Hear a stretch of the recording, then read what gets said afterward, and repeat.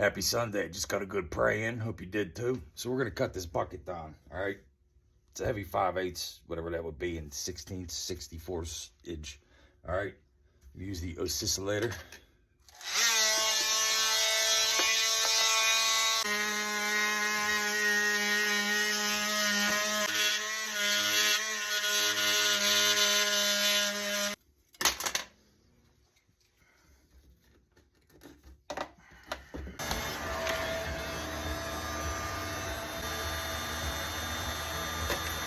Have a good ventilation system, okay?